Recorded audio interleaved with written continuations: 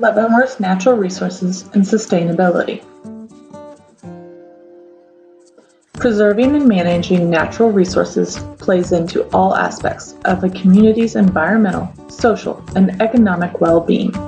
Successful communities are those that incorporate conservation and management of natural resources into land use and development decisions. We've asked, how can we manage the use of land to minimize environmental impacts on human health and priority waterways? What are the priority natural resources and how do we preserve and enhance them?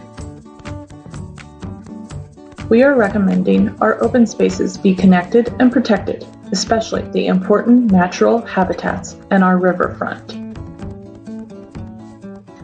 Leavenworth may adjust policy to allow renewable energy generators like wind and solar and updating facilities to use energy resources. The city may also consider changing local policy and code to allow greener and more resilient building techniques. In some cases, infrastructure improvements may be necessary to ensure they can withstand local climate emergencies.